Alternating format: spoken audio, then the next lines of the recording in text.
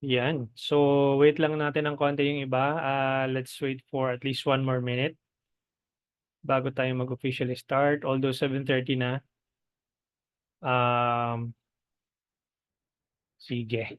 Pag 7:31, then we can start. All right.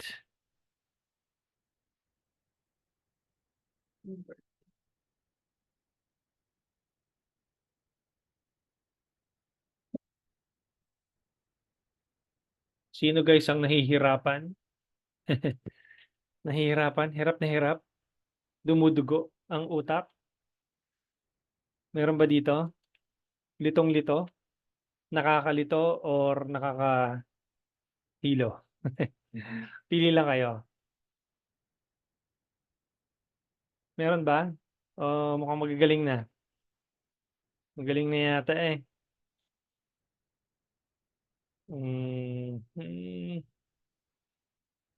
Sige. So yan, 7:31. All right, so let's officially start our um, live training. Day 4 na po tayo ngayon. Actually, mali yung email ko kahapon. Day 2. Dapat day 3 yun eh. So, day 4 na tayo ngayon. Sorry for the confusion. Okay. All right. So, sabog pa po. Saan po ma-access yung recording coach? Miss Maria Elena, nasa email nyo po. Check nyo po yung email ninyo. Kung wala sa primary inbox, nandoon po sa spam folder. Check yung spam folder, baka doon pumasok. Kapag hindi pumasok doon sa spam folder or hindi nyo makita, message nyo po ako sa Telegram. Kung wala ka pa sa GC, ito po yung link. Okay? Send ko dito sa Telegram chat. Sa Zoom chat. Okay? Ayan. So, nandiyan yung link. Make sure to click that link using your mobile phone. Kapag PC, hindi po yan gagana. Okay, dapat cellphone po. Kung wala nasa PC kayo ngayon, copy nyo lang yung link and then send nyo sa email nyo tapos doon nyo i-click sa cellphone niyo. Okay? All right, so let's begin our discussion for tonight and welcome everyone, Miss Eya, Miss Jellu, Dave Guchelas, Ma'am Erica, Ma'am Maylene, Sir Aaron, Sir Noel, Sir Ma'am RC. All right. Ma'am Kimberly, yan. Ang pag-uusapan natin ngayon is yung Facebook ad metrics. All right, but before we proceed doon sa Facebook ad metrics, we're gonna be talking about the uh, yung naiwan nating lesson kahapon kasi halos overtime tayo kahapon eh or kagabi. So, share ko lang itong screen ko. Ito yung hindi natin na-discuss kahapon. Um, Let me just quickly remove this one. Okay. So, pagpunta mo dito sa Meta Business Suite, kapag kinilik mo yan, mapupunta ka dito sa inbox. Di ba? Nandiyan dyan yung mga messages mo. Okay? So, for example, dahil kunyari, malalaman mo kasi na galing sa Facebook ads itong mga messages na to kasi meron kang makikitang ganito, ad ID. Okay? O kaya yung meta icon na yan, alam mo na galing siya sa Facebook ads. Okay, so mangyayari po nun, let's say for example, itong mga wala, ang probability na nun, nakita yung ads mo, tapos tiningnan yung page mo, tsaka sila nag-click doon sa send message button. Okay, kaya wala silang ganitong ad ID. Okay, pero most likely galing din yan sa ads. Okay? So for example, itong si Kirk Leo Lumasak na message dito sa page ni Sir Eric. Okay, ang mangyayari po noon is kunyari quality lead siya or bumili siya, example ng product kay Sir or nagpa-reserve kay Sir Eric ng kunyari kukunin ko na yung yung Mirage, ilalabas ko na yung Mirage, magda-down payment ako. Okay, ang gagawin ni Sir Eric dito, kiklik mo tong create order. Okay, may lalabas na ganito sa mga bagong pages lang or bagong run ng ads. I-click mo lang tong allow. And then, kung halimbawa, magkano yung down payment, kunyari 20,000. Ayan, so or nag-reserve lang ng 20,000, ilalagay mo dito reservation, kunyari, reservation. So, Mirage G4, kunyari. Yan. So, ilalagay mo lahat ng details na doon sa ni-reserve niyo na 20,000. Makikita to ni client or ni customer yung ginawa mong order. Lalabas yun sa kanya na parang lumalabas na meron kang online resibo. Okay? Ang kagandahan dito, kapag ginawa mo itong create order na to, lalabas yun doon sa ads manager mo na meron kang sale na pumasok. Ma-attribute yan ni Facebook doon sa ads manager mo. Okay, lalabas doon na may benta kang pumasok. Okay. So, ganun yung gagawin mo and then pagdating mo dito, pwede mo siyang lagyan ng label. Halimbawa, let's say, I don't know, July sales. Yan. So, depende sa iyo kung anong gusto mong ilagay na label. Tapos, new customer, today's date, tsaka important, pwede mo namang lagyan. Tapos, maglagay ka ng additional note, add note, tapos lagay mo dito, masarap kausap. Yan. Napakabilis ng transaction. Ikaw lang yan, lalabas lang yan sa'yo. Yung notes mo lang. Okay, halimbawa, nag-DP or nag-reserve 5K, let's say next week daw yung full payment, mga tipong ganun ba. Tapos, i-save mo lang yan, ikaw lang nakakakita niyan. Sa notes mo yan para sa'yo. Pero yung ginawa mong create order, lalabas yun kay customer. Okay? Now, anong purpose nito? Ang purpose nito is you are sending the signal kay Facebook that this customer made a purchase. Okay? So, yun yung kagandahan nun. Tapos, syempre, i-click mo tong order status, click mo yung drop down, click mo yung paid. Kung ordered pa lang, hindi pa siya paid, then ordered, ship or book, whatever, na magma-make sense dun sa business mo. Pero ito yung pinaka-importante, yung paid, yung bayad. Okay, now, for example, leads ito, hindi pa naman talaga bumili. Gagawin mo dito, i-click mo yung manage lead. O to, click mo tong manage lead. Okay, and then, ayan, lead added. Okay, and then i-click mo tong, halimbawa, itong si Leo Lumasak ay basurang lead. So, ang gagawin mo lang, i-click mo tong drop down na to. Tapos, i-click mo not qualified. Okay, if you click not qualified, you are giving Facebook a signal that this person is not your audience or it's not your target audience. So, lalagyan mo dito, basura, pangit kausap, walang pera. Bahala lang kayo maglagay dyan. Yan, walang pera. Ayan. Lagyan mo ng note dyan kung gusto mong lagyan. Okay, now, once you uh, nakakita ka naman ng lead na qualified, so obviously, i-click mo lang tong intake na to, and then i-click mo yung qualified. Okay, let's say for example naman, in progress, ibig sabihin may usapan kayo na hindi pa tapos, kamukha nito, may usapan sila diyan, whatever kung ano na pag-usapan niyo, ibig sabihin hindi pa siya nako-convert or in progress pa yung usapan ninyo, i-click mo lang yung in progress. Pag lost naman, ibig sabihin nun, halimbawa, kausap mo siya, bibili siya ng Mirage G4. Ngayon, bumili siya sa ibang dealer. Okay? Instead na sa Cabanatuan, napunta siya ng North EDSA or Bulacan, whatever. So, i-click mo yung lost. Tapos lalagay mo dito, lost due to DP, hindi nagkasundo ka sa DP or meron kayong hindi pinagkasundoan ng presyo, whatever. Nagbigay yung kabilang dealer ng additional discount or nagbigay ng sangkatutak na freebies yung kabilang dealer. So, ilalagay mo dyan para pag tinanong ka ng boss mo, o nangyari dito, Sir Eric, teka lang muna, sa dami kong kausap, hindi ko na matandaan. I-check mo si client, tapos ma-check mo dito kung ano yung huling napag-usapan ninyo. Okay? Malinaw tayo doon? Tapos yun, again, ito, kailangan nyong i-click yan. So, ang kagandahan dito guys, kaya po siya may ganito, hindi po ito palamuti dyan, hindi ito ginawa ni Facebook para lang Wala lang, trip lang ni Facebook. Ginawa ito ni Facebook para tulungan mo siyang hanapin yung audience mo. Okey, kasi I'll give you an example, guys. Kunyari itong si client na si Sir Leo umorder sa'yo. Ibig sabihin naging customer mo. May usapan kayo dito sa GC or sa Messenger. Ngayon, kinuha mo yung bayad ni Sir Leo, hindi mo ginawa yung tinuro ko sa'yo, ikaw lang ang nakakaintindi na customer mo si Sir Leo. Kayong dalawa lang ang may, mutual understanding nung kliyente mo na ito, tsaka ikaw. Hindi naiintindihan ni Facebook na ito ay naging customer mo unless na ginawa mo ito, itong paid na ito.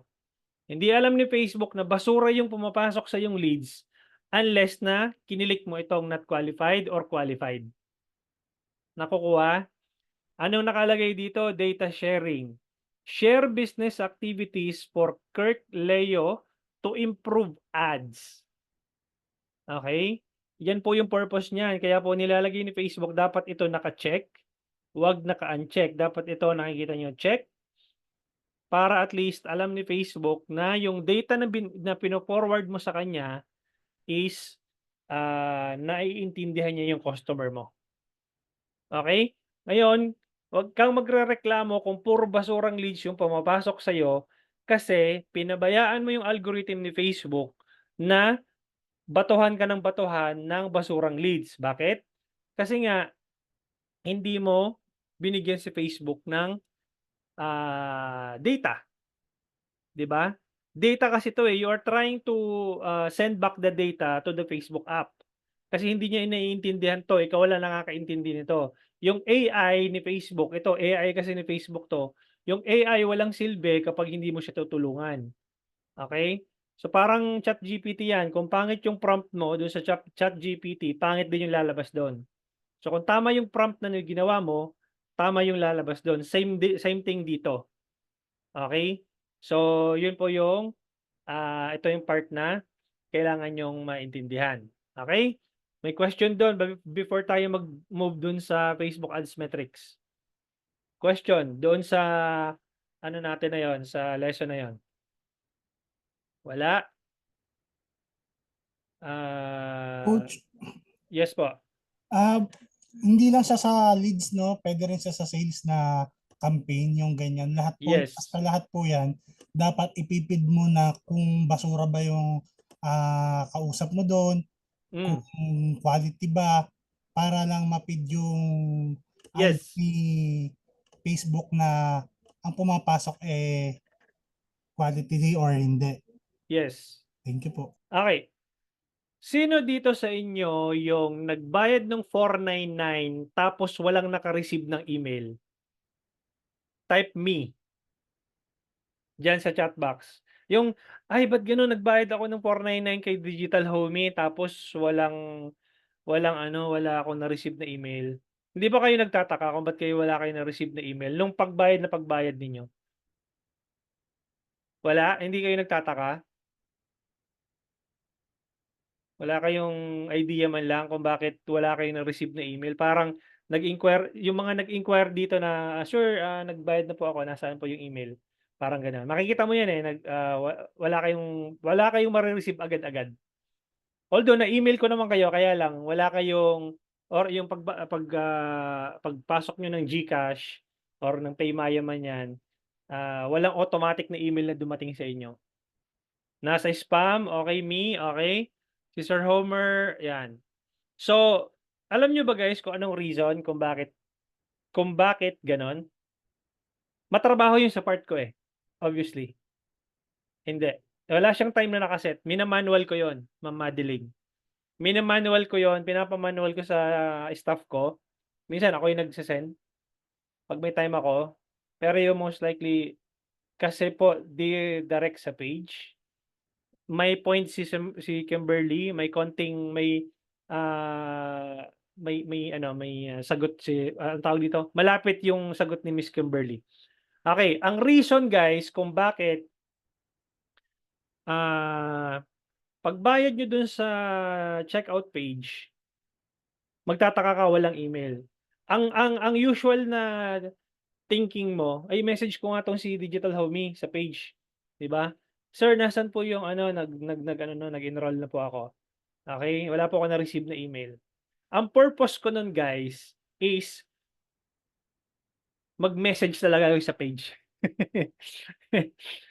Ang purpose ko nun, para mapuwersa kayong mag-message sa page ko. Although may mga nagme-message sa akin ng directly, doon sa mismong, um, anong tawag dito, doon sa Facebook group or doon sa Telegram. Pero most of the time sa page nagme-message yung, mga nag-enroll sa akin ng 499. Ang reason ko do'n, again, mapuwersa kang mag-message sa Facebook page. Bakit? Kasi yung Facebook pixel doon sa website ko or landing page ko, ang data nun is 180 days lang or 6 months. After 6 months, yung data nun hindi na siya solid. Okay? Or wala, mawa-wipe out na yung data nun. Pero yung nandito sa messenger na nag-message, 365 days po yun. Ibig sabihin po, kung ginawan ko kayo ng order dito, halimbawa, ito kunyari si Leo, "Sir, nagbayad na po ako ng 499, wala pa akong na-receive na email."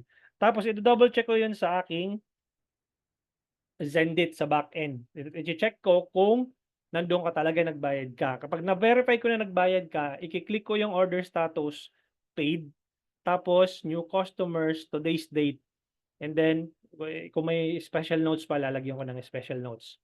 Bakit? Kasi yung data na pinifeed ko kay Facebook is 100%. Ibig sabihin, 365 days or solid 100% data yon. Kaya si Facebook, alam niya kung kanino niya i-feed yung ads ko. Dahil yung data points ni Ma'am Mylene at yung data points ni Ma'am Erica, yung data points ni Sir Homer, yung data points ni Ma'am Nancy, lahat kayong nandito sa Zoom ay pare-pareho. Nag-gets? Make sense? Yung data nyo nandito, lahat ng nandito sa Zoom, merong you share the same data points sa loob ng algorithm ni Facebook. Kaya kayo guys nandito. Because na-find out ni Facebook that similar engagement ni Miss Erica, ni Ma'am Madeleine, ni Ma'am RC ay pare-pareho sa lahat ng nandito. Gets? So ngayon, kung ipi-feed mo yung data kay Facebook, yung tamang data, tutulungan mo si Facebook ng tamang data, eh ginagaranti ko po sa inyo na magkakaroon kayo ng magandang resulta. Okay? So, ano lang 'yon, part lang yung data, part lang 'yun ng ano ng anong tawag dito, ng recipe for your success. Okay? Hindi 'yun yung parang nafi-feed ko naman coach yung data ganyan, ganyan, bakit wala pa rin akong masyadong, bakit wala pa rin akong positive na resulta. So maraming, anong tawag dito, maraming in between doon kung bakit nagne-negative ka at pag-uusapan natin yung tomorrow. So probably mababa yung average order value mo, probably mataas ang cost per purchase mo, probably mataas ang customer acquisition cost mo. So ang daming variables doon. Okay, hindi lang 'yon sa pagfi-feed ng data, isa lang 'yon sa mga recipe for success, yung pagfi-feed ng data kay Facebook. Okay? So nagkakaintindihan tayo doon and we will proceed doon sa Facebook Ads metrics. Okay na tayo doon? Meron pang violent interaction doon? Wala na?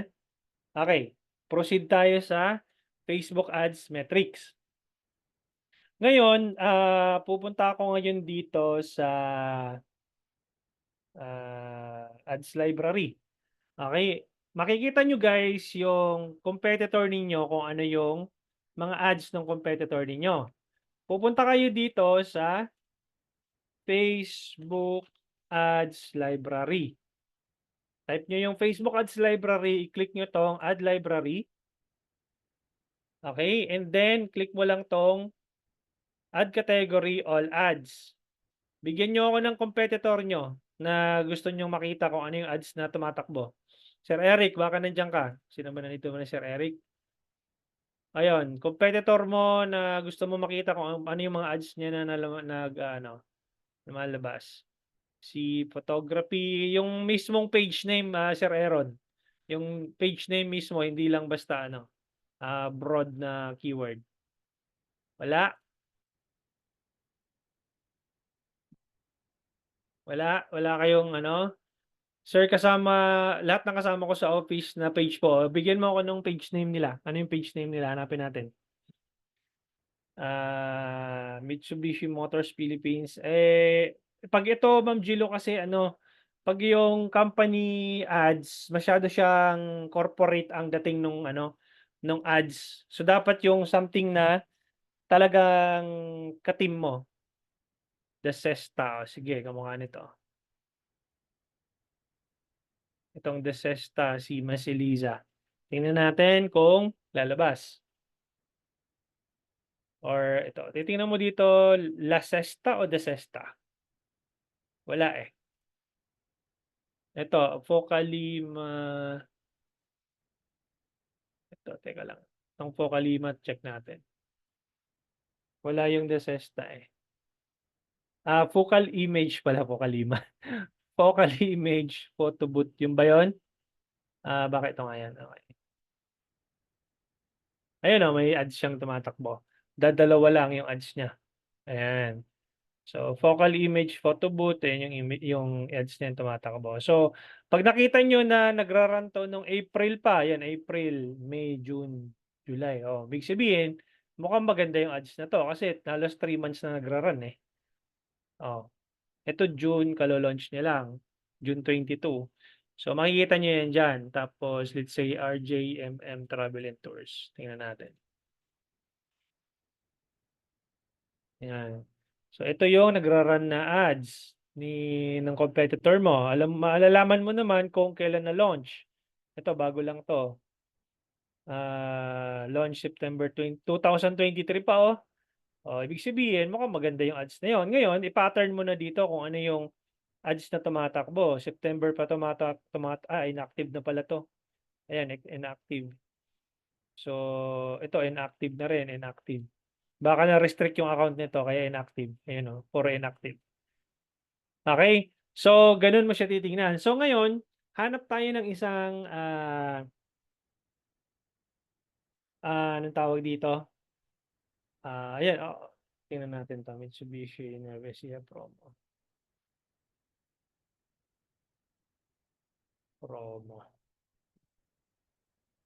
Ayan.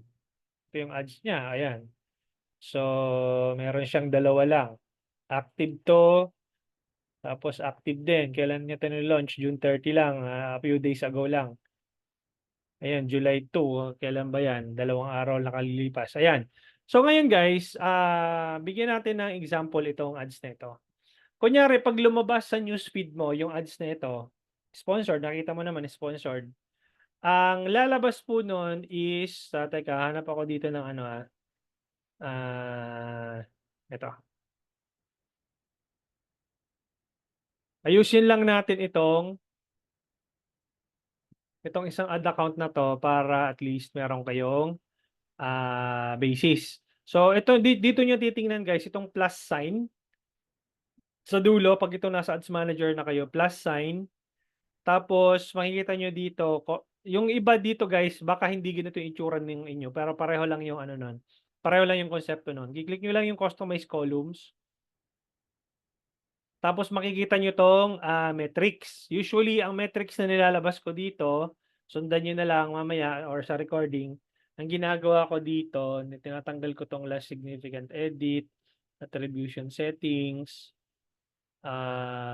amount spent, okay yan. End schedule, wala, natanggal ko yan. Tapos, link clicks, tapos CTR. Dalawa kasi yung CTR guys, no? Isang CTR all, tsaka isang CTR link click through rate. So, i-click ko tong link click-through rate. Ito yung tinitingnan ko talaga, yung link click-through rate.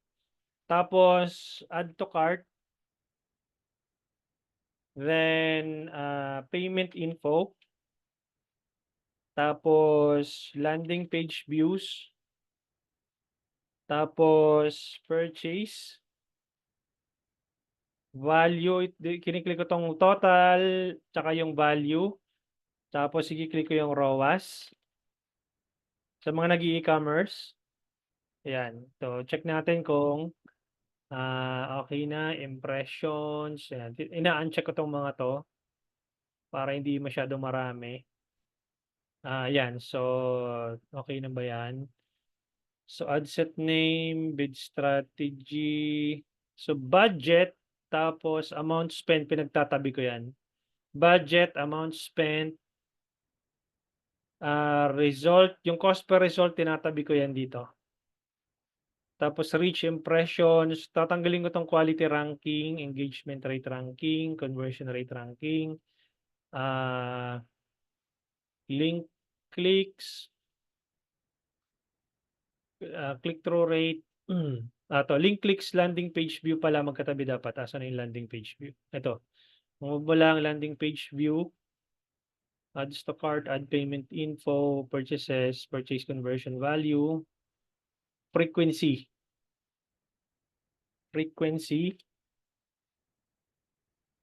Tatabi ko yan dito sa impressions. Okay? Kompleto na ba? So, amount spent, results, cost per result, reach, impressions, frequency, link clicks, landing page views, click-through rate, add to cart, add payment info, purchases, conversion value, tsaka return on ad spend. Okay. Sige, mamaya na ako sasagot sa chat box guys ha. Kung ayaw niyo matabunan yung questions nyo, mamaya na kayo mag-message dyan sa chat box. Okay. So, ang gagawin natin, kunyari, dumaan sa newsfeed nyo ito, yung ads. Okay, sa newsfeed ninyo. Automatically, papasok yun sa reach. Okay? Yung column na to, ito yung lalabas na report. Ibig sabihin, itong campaign na to nakakuha ng 1,543 reach. Yung campaign na nasa taas nakakuha ng 2,428 reach. Okay, pag tinotal mo yung dalawa, 3,697. Okay, now, automatically kapag nag-reach yun, magiging counted din siya as impressions. Okay, mapapansin mo, yung impressions mas mataas sa reach. Okay? 3,256 minus 2,428. Ibig sabihin nun guys, out of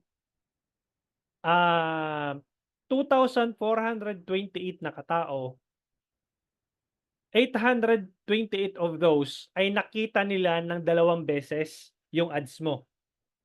Ibig sabihin, dumaan sa kanilang newsfeed more than once. Okay? So, makikita mo dito, kaya may frequency ka na 1.34. Ibig sabihin, one person frequency sa bawat isang anong tawag dito, doon sa number of impressions mo, ibig sabihin nun, same people, 3,256, some of them were able to saw your ads more than once. Okay? Kaya 800 something doon yung impressions na 828 doon nakita yung ads mo ng more than once. Kaya mayroon kang frequency na 1.34. Okay. Now, yan yung sinasabi ko na nga ba kulang pa ako. CPM, ito pala. Yung kulang ko, CPM. Cost per 1,000 impressions. I-move lang natin ito dito sa may ito. Yan. So ngayon, sa bawat 5,000, sa bawat 1,000 na impressions, charge ka ni Facebook, magkano yung cost per 1,000 impressions mo. Okay, ito, 126.94 per 1,000 impressions. Tapos ito naman, 200.06 per 1,000 impressions. Ngayon, ika-calculate ni Facebook kung out of 3,256 na impressions or itong isang campaign 2,030 impressions, ilan ba doon ang nag-message? Okay, makikita mo dito sa results or bumili kasi ito meta purchase yung ginagamit ko dito, hindi message. Eh, yun yung tinuro ko sa inyo kahapon na 'pag nag-create kayo dito, click mo 'tong sales, continue. 'Di ba sabi ko hindi lahat meron? So, click mo 'tong manual sales campaign. Pagdating mo dito sa ad set level, makikita mo dito 'yan, eh, ayan, oh. Maximize number of tingnan mo wala dito na naman, ito. Wala siya dito. Nawawala na naman. Ito yung problema kay Facebook, guys, 'no? Ah, anuhin niyo na, pagpasensyahan niyo na. Tingnan natin kung nasa engagement kung meron dun. Kasi pabago-bago siya ng ano, pabago-bago siya ng interface minsan. Performance goals, ayan, oh, conversations talaga. 'Di ba kahapon nakita niyo merong maximize number of purchases via messaging campaign. Tingnan natin 'to, Itong campaign na 'to, makikita mo 'yan dito, eh. Ayan, oh, maximize number of purchases through messaging. Okay. So, hindi na naman siya lumabas. Ngayon, kaya meta purchase 'yan, ibig sabihin out of 3,000 saan na 'yun, ito. Out of 3,256 impressions, ilan dun ang bumili? Ayun, oh, dalawa.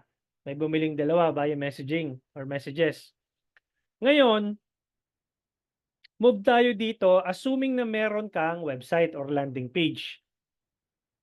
Ika-calculate din ni Facebook yung number of link clicks, number of clicks, okay? Since messaging campaign ito, wala naman talagang link na i-click, which is a probability lang nun ang kinilik nila is yung send message button o kaya yung add copy mo. Kaya meron ditong link clicks na lumalabas. Pero hindi applicable sa iyo itong link clicks kapag messaging campaign ka, tsaka yung CTR. Okay? Ang applicable ang CTR sa landing page or website kung meron kang landing page or website. Ngayon, kaya wala kang nakikitang landing page views na data kasi walang landing page. Ibig sabihin, itong campaign na 'to, hindi ito gumagamit ng landing page, more on pure messaging lang ito. Kaya zero yung landing page views. Kaya nga sabi ko sa inyo, hindi applicable yung link click sa inyo, tsaka yung landing page views, tsaka yung click-through rate. Ano nga ulit yung metrics na kailangan mong bantayan 'pag messaging campaign? Number of messages, quality of messages, tsaka cost per message. Okay? So, assuming guys na meron kang website or Shopify website na merong pwede silang mag-add to cart para parang anong tawag dito? Parang Lazada or Shopee na merong add to cart. Hanap tayo ng isang ano, kunyari, let's say, watch. Para at least ano, meron tayong basis. Kunyari ito,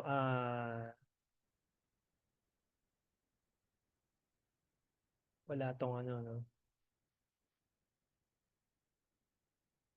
Watches, siya tingnan natin, Made watches kung nagra-run siya ng ads. Wala. Para at least yung makita niyo na ano, merong landing page or merong website. Tingnan natin. Meron kayong ano, meron kayong ibang Festina, tingnan natin kung meron siyang. Ba't gano'n? Zero results? Kunyari, let's say, I don't know, Mitsubishi na lang para kung meron silang landing page. Mitsubishi Philippines. Tingnan natin kung may ads si Mitsubishi, Yun, meron siyang ads. Ayan, kamukha nito. So, kunyari, pag kinilik mo tong learn more, okay, itong learn more na button, automatically, mag-report yun as link clicks. Okay, kaya meron siyang ditong 30 or 18 link clicks. Yun yung behavior na ginawa ko. Pag click ko ng learn more, link clicks yun. Pagdating ko dito sa page na to, okay, ma-identify naman ni Facebook yan as landing page views. Wala nga itong data kasi nga messaging campaign. Ngayon, yung number of link clicks, okay, kukumpute ni Facebook yon kung ilang percentage of those people na 3,256 ang nag-click doon sa link mo. Ang ideal link click-through rate is at least 1 to 2%. Tingnan mo to. Kung may landing page to, ibig sabihin mababa sa 1% to. So, dapat makikita mo dito at least 1 or 2% or more. Okay? Yun yung percentage ng nag-click doon sa link mo. Papunta doon sa website mo na ito. Ayan. Okay, nasusundan? Then, for example, itong adds to cart, actually wala naman pala kasi itong ano eh. Wala itong add to cart kasi kotse nga pala. Teka, hanap tayo ng ano. Hanap tayo ng, kunyari bag. Ito na lang yung sa, sa isa naging client ko. Ito, Sakpit. Ayan. So, kunyari ito, yung sa bag na to. Kunyari, kinilik mo yung link, napunta ka dito sa product page, tapos kinilik mo yung add to cart. Yung add to cart na link ay ng button na kinilik mo, lalabas yun dito, report sa add to cart. Okay, tapos nag-adds payment info ka or view cart. Kulang pa nga ito, initiate checkout pala to. Kulang yung column ko, initiate checkout, initiate or checkout initiated. Dito yun mapupunta ka sa katabi nung add to cart. Ayan, checkout initiated. Ayan siya. So, lalagay dito sa report mo yung checkout initiated. Tapos, pupunta ka dito sa checkout page. Pag nilagay mo dito yung information mo, yung email mo, yung first name, address, etc. Tapos yung credit card info mo dito, then maka-count yun as ads payment info. Okay, dito yun maka-count sa column po na to. Okay, tapos ito yung checkouts dapat nandoon sa dulo. Tapos kapag ka nakompleto ko pay now, magre-redirect yun, maka-count niya as purchase. Okay, lalabas yun dito sa column na yon.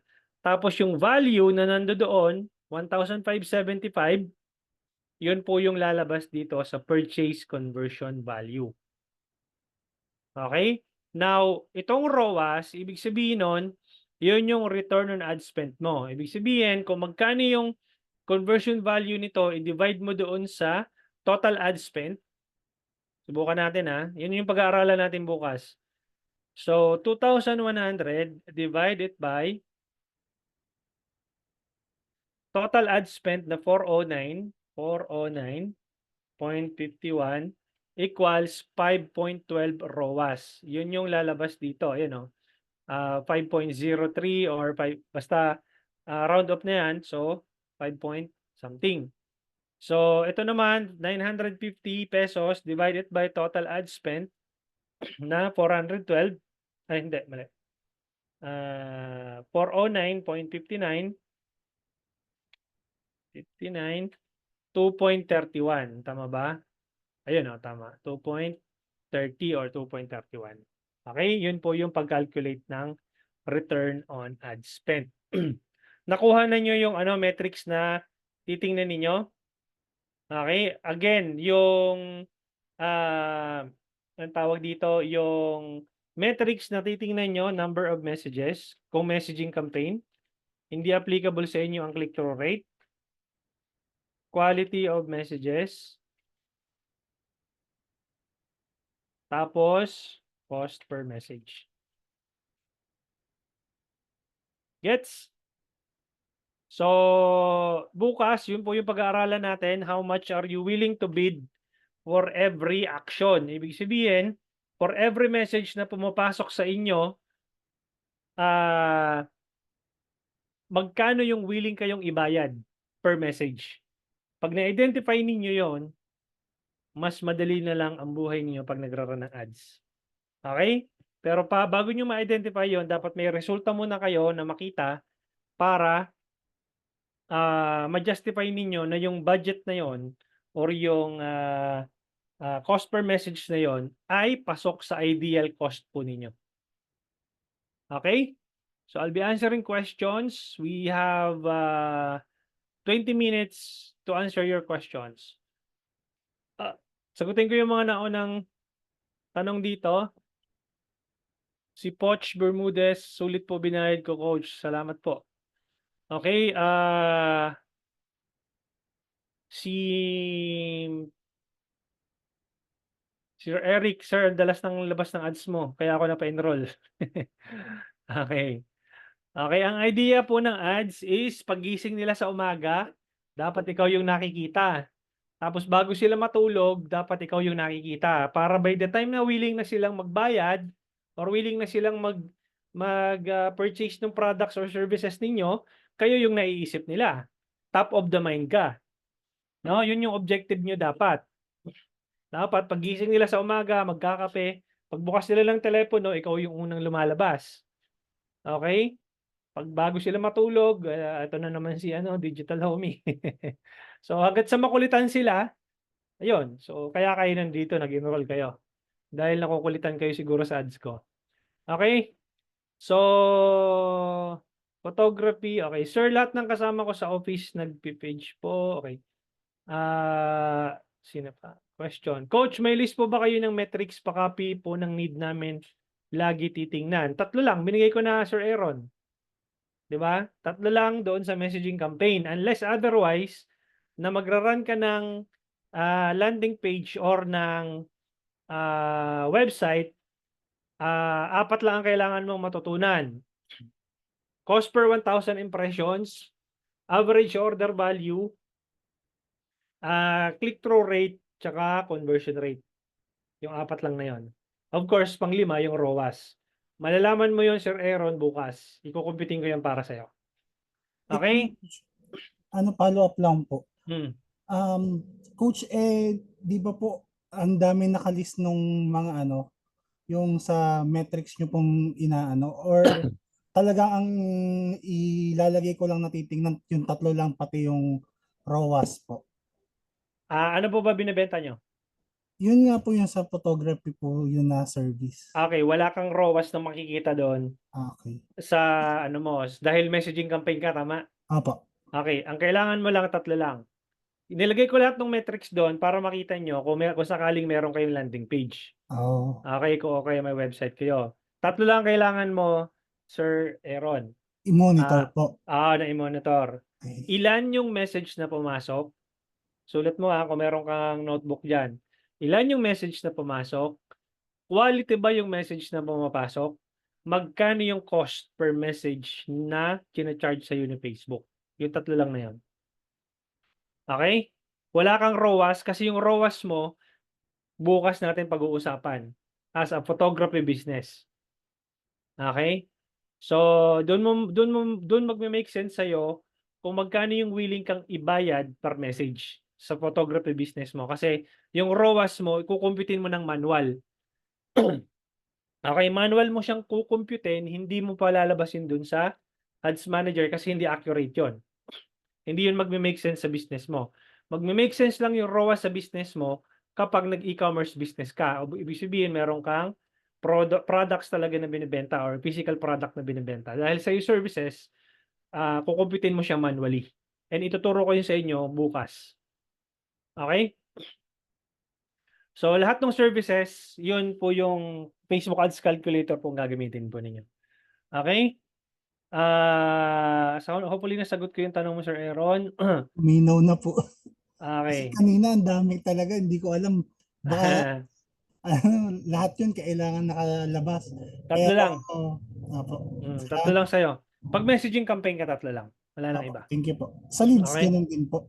Sa leads. leads na Facebook lead form? Opo. Oo, Okay, yes. thank you po. Cost per lead, cost per Facebook lead, cost per messaging. So, yun. Okay, Dave Gutchela, pag may landing page coach na email address yung pahihingi, ano po ba yung metrics na natitingnan aside sa landing page views para malaman na nag-submit ng email address yung visitor sa landing page? Yun nga po, yung apat lang na metrics. CPM, cost per mille, yung tinatawag na cost per mille. Per 1,000 impressions, magkano yung charge sa ni Facebook. Yung click-through rate mo, yung CTR na pinakita ko sa iyo kanina, at least 1 to 2% yon. Tapos yung conversion rate mo at least 1 to 2%. Tapos yung average order value mo, pag-uusapan natin bukas kung pasok yung average order value mo sa niraran mong campaign. Okay, Ma'am Daniela. Sino ba to? Si Sir Dave pala. Si Ma'am Daniela, paano po if testing audience at creatives po? Anong metrics titingnan? Same lang po. Same lang po, Ma'am Daniela. Bukas po natin mapag-uusapan. Ano po difference ng reach at impressions? Ang difference ng reach at impressions, actually hindi sila different people. It's the same people na na-reach nung ads mo. Sir Homer. Pakita ko siya ulit Itong na-reach na to na 2,428. Tapos yung impressions, sila din yan. Parehong tao lang yan. Nagkataon lang na yung 2,428, 800 plus doon, nakita yung ads mo ng more than once. So kapag niles mo kasi yan, 3,256 minus 2,428, 428, ibig sabihin nun, yung 2,428 na na-reach ng ads mo, 828 doon, ang nakita yung ads mo ng 2 beses. Na-gets? Sir Homer? Ayan. So, Sir Aaron, ano pong ad frequency yung maganda? Yung ad frequency, guys, hindi ko masyado tong tinitingnan na metrics. Kumbaga, wala akong pakialam kung umabot man to ng 1,000 frequency. Kung umabot man to ng 1,000,000 na frequency, ang tinitingnan ko dito yung ROI, yung ROAS. Ang tinitingnan ko dito yung ideal cost ko. Pagpasok siya sa ideal cost, kahit maglabo-labo yung frequency na yan, wala akong pakialam dyan sa frequency na yan. Pero, may kinalaman yung frequency na yan kapag negative yung ROAS mo, ang taas ng cost per lead mo, ang taas ng cost per message mo, ang taas ng cost per purchase mo, tapos yung ROAS mo labo-labo na, umabot na ng 20x, may problema tayo. Okay, ibig sabihin nun, they've been seeing the same ad over and over again, tapos nag-creative fatigue pa, nag-learning limited pa, may problema ka dahil mataas ang ad frequency mo, tapos negative ka pa. So doon ako mag-uumpisa magkaroon ng anxiety. Okay? Pero kung let's say kasi sa ngayon tinitingnan ko yung campaigns ko, meron akong kasi ideally ang ad frequency mo sa top of the funnel or yung cold audience, ideally wag kang lalagpas ng 2x. Ideally yun ideally. Pero ngayon lumalagpas ako ng 2x, nagti-3x ako, minsan nagpo-4x na. Pero hindi ko siya pinapansin. Bakit? As long as na nakukuha ko yung return on ad spend ko, plus nakukuha ko yung ideal cost ko, pinababayaan ko lang siya na mataas ang ad frequency. Okay? Again guys, ideally, pag TOF, at least 2x, huwag kang lalagpas. Sa MOF, normal yon na ang ad frequency mo ay mag-shoot up ng 5x, 10x, 15x. Normal yon. Kasi nga, retargeting yun eh. Okay? Nire-retarget mo yung mga users na nag-interact doon sa ads mo. So normal yun na mag-shoot up yung frequency. Pero sa top of the funnel, tingnan nyo kapag lumagpas ng 2x yan or na-hit yung 2x, ibig sabihin nun, probability na nag-ad fatigue na kayo or wala na kayong bagong ads na nilalagay. Okay? So, hindi siya masyadong importanteng metrics para sa akin. Pero good to know na alam mo na, ay teka muna yung TOF ko parang 5x na tapos negative pa yung resulta ng mga ads ko. So may mali mali dun sa ginagawa mo. Okay? So, yan, sana nasagot ko yung tanong ni Sir Aaron. Coach, sa travel agency kami, ano ba best select sa goal? Engagement or lead campaign ba? Select mo yung lead generation campaign, Ma'am Nancy. Pero pag nagwo-work na sa inyo yung engagement before or right now nagwo-work na siya, wag mo nang baguhin. Okay, wag mo nang papatayin yung engagement campaign. I-try mo lang yung lead generation campaign. If for some reason mas maganda yung nakukuha mo resulta sa lead generation campaign, so be it. Patayin mo yung engagement, i-keep mo yung lead generation. And vice versa. Halimbawa, pangit yung lead generation, maganda yung engagement campaign ang gamitin mo. Okay? So, yun po yung the best na strategy na gagawin mo, Ma'am Nancy. Si Ma'am Jelu, Sir, ano need para mapababa ang cost per message mo? Simple lang, Ma'am Jelu. Padamihin mo yung nagme-message sa'yo. Para bumaba yung cost per message mo. Ngayon, paano dadami yung message sa page mo? Dapat maganda yung offer mo. Dapat maganda yung ads mo. Dapat maganda yung headline mo. Dapat catchy yung ads mo. Halimbawa, pag unang paglabas pa lang, merong mapapangiti na sila kasi ayun, yung nauso yung toro na sinusuwag yung lalaki tapos may mga may mga pa may mga pa ano pa sila na ano na tawag dito, yung pag sinuwag siya ng toro tapos tatumbling ba dun sa ano sa mga lobo tapos pinapakita ng products, wala ka pa rin ba nitong produkto na to, ganyan ganyan. So, dapat catchy yung ads mo. Okay, ibig sabihin pag lumabas sa newsfeed nila, uy nakakatawa naman 'to, tapos papanoorin nila. Okay? Yun lang yung simpleng paraan, Ma'am Jilu, para dumami yung message mo. Okay? Si Ma'am May, "Sir, papaano po yung property kasi binebenta namin minsan sold out kaagad in just 2 weeks. Hindi pa ako tapos mag-testing, ubos na yung property. Ibang property or project naman." Hindi mo na control 'yon. Ito yung mga problema na hindi kayang solusyonan sa ad level or sa ads mo, Ma'am May. Okay? Internal problem niyo po 'yon. Okay, walang kinalaman si Facebook do'n. Okay?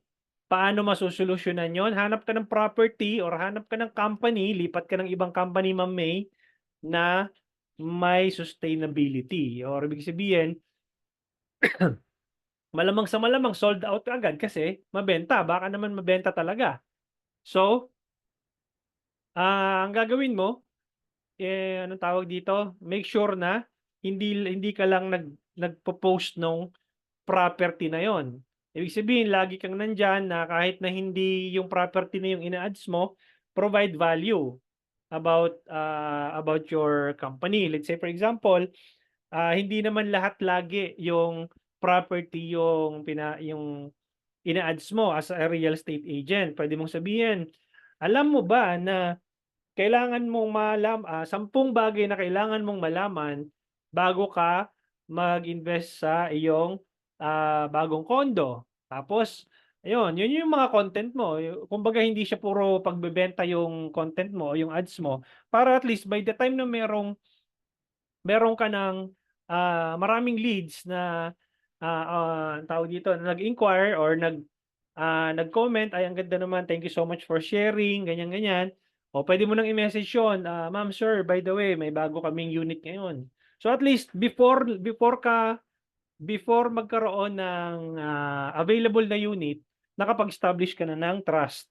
Nakipag-establish ka na ng relationship doon sa target audience mo. Hindi yung kung kailan may bagong property tsaka ka lang mag-a-ads, hindi gano'n. Dapat, again, ang sabi ko nga, paggising nila sa umaga, ikaw ang nakikita, pag bago sila matulog, ikaw ulit ang makikita. Para by the time na ready na silang bumili, ikaw ang unang maiisip nila. Okay, hindi yung puro pagbebenta, konting ano na lang, 2 slot na lang po 'to, 2 property na lang po natitira. So, mauumay sila sa'yo. Okay, pero kung magbibigay ka ng value, 10 bagay na kailangan mong malaman bago ka mag-invest sa bagong bahay, Number 1, number 2, number 3 hanggang 10. Yun. So mare-recall nila, oo nga, si Miss May nga pala yung ano, nakita ko na mukhang ano, maganda nga yung investment doon sa property na yon. Gets? Okay? So, Miss Daniela, mapa-sales po ba or lead ang campaign objectives? Same metrics lang tingnan, basta landing page. Yes. Okay, same metrics lang. CPM, CTR, CVR. Yung CVR is conversion rate, and then AOV, yung average order value, 4 lang. Okay, Ma'am Daniela, para hindi ka magulo sa ano, ang daming metrics yung makikita mo sa Ads Manager, pero papasimplihin ko yung buhay ninyo, 4 lang ang ituturo ko sa inyo bukas. Okay ba tayo doon? Exciting? Hi sir, napansin ko may ibang FB ads na lumalabas palagi, but once mag-order ka na, di na siya nag-a-appear sa FB ko. Nagse-set din po ba 'yon? Pwede mo siyang exclude yung customer list mo, pwede 'yon. Kaya hindi na siya lalabas. Okay? So, pwede 'yon. So Sir John Paul, di ba sir, pag lead generation dapat may website ka? Hindi. Kahit na messaging campaign ka or Facebook lead form, pwede kang mag-lead generation. Balikan mo yung kahapon na lesson natin. Lead gen yun. Ma'am Julio, ano po best practice pag broad targeting or advance yung may specific interest po? Ang sagot ko dun, Ma'am Julio, i-test mo. Test both. Kaya nga gumawa ako ng broad audience saka interest targeting because you have to test both. Okay? Next is Sir Ariel, Coach, may nakapagsabi na ba sa'yo na kamukha mo po si Jojo A? Sino yun? Sino yung Jojo A? Jojo A. Search ko nga. Ano ba yun? Komedyante ba yun? Sino yung Jojo A? Si ano? Jojo Alihar ba yun? Yung, oo, komedyante nga ito. Okay. At least, di ba, may kamukha artista, di ba? Oo. Coach, Opo. normal lang po ba na mag-shoot up yung cost per message kapag ka nag-duplicate ka ng campaign? Yes. Nagsushoot up talaga yon. Kasi, especially kapag ka nag-validate ka doon sa campaign mo, di ba, tinuturo ko, from 100, mag-jack up ka from 100 to 1,000. Normal yon. Naakyat talaga yung cost per message noon. Pero paano po kung same ano pa rin? Halimbawa, 100 pa rin yun. Hindi ka nagdagdag, pero dinuplicate mo siya. Pag Um, nag-shoot up, Pag nag-shoot up, yes, probability mag-shoot up talaga yung cost per message. Bakit? Kasi ibang data points na yon. Ibig sabihin, yung ads, di ba, kunyari, isang ad set, 100 pesos. Dinuplicate mo. Tapos, kunyari, nagpalit ka ng image or nagpalit ka ng interest targeting. Natural yun, mag-shoot up talaga yon. Dalawa lang pwede mangyari doon. It's either bumaba yung cost per message ng isa, yung dinuplicate mo, or tumaas. Pero most likely, tataas yun. to what Okay? extent po? Ah, Kasi nag-start siya from 18, naging 58. Nag-start siya ng 18, pe, 18, tapos pe, naging 58. naging 58. Anong binago mo doon sa duplicated na ad set mo? Parang creatives, yung creatives po. Hindi Ayun, para. normal yon. Kasi, ibig sabihin noon, kaya nag-shoot up yung isang ad set mo na dinuplicate na nagbago ka ng creatives dahil yung bagong nilaunch mo na ad set na may bagong ad, anong tawag dito? Same interest targeting to, tama? Yes po.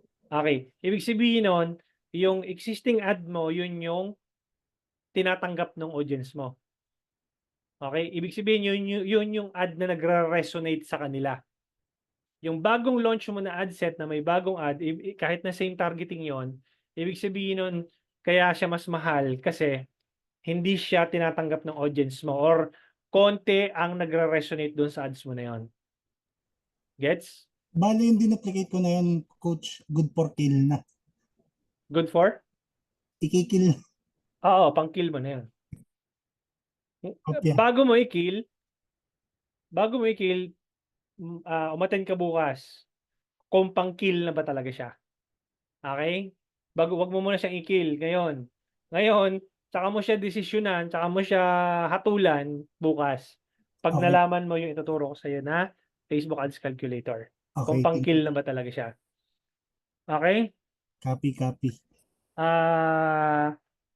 Sir, pag Messenger lang, ano mas maganda? Engagement, messaging, test mo, Sir King Sanity. Okay? Kahit alin doon, i-test mo. Coach Bermudez, Coach, sorry to raise it now, but regarding the lesson yesterday, if papalitan ko yung script ng chat flow ko, do I still need to duplicate the ad set and make the changes sa script ng chat flow ko on the new ad set? No. Just duplicate the same ad and make the changes. Okay? Kung ang problema mo, Sir Poch, is yung chat flow, yung ad lang ang i-duplicate mo, wag yung ad set. Same ad pa rin yung gagamitin mo, di ba? I would assume. Same ad lang yon. Same ad copy, same headline na magkaiba lang ng chat flow. So, duplicate mo lang yung same ad, make the changes doon sa chat flow. But make sure na yung ad naming convention mo, doon sa duplicated na ad, make sure na nilagyan mo ng identifier. Kunyari, version 2 ng chat flow, whatever. Halimbawa, di ba, chat flow 2 or kaya CH2. So, yun yung identifier mo. Gets? Alright. Yun, natapos din tayo ng sakto sa oras, 8:31 PM. Maraming salamat, guys. I'll see you tomorrow. I'll be answering your questions. Ito yung magsasalba sa inyo sa Facebook ads para hindi kayo nasusunugan ng budget. Okay? Exciting. Tomorrow, I'll be giving you the lesson about the Facebook ads calculator. Thank you so Baka much, guys, and I'll see you tomorrow. Bye-bye. ito po, baka di na makatulog, coach. Sige, bye-bye.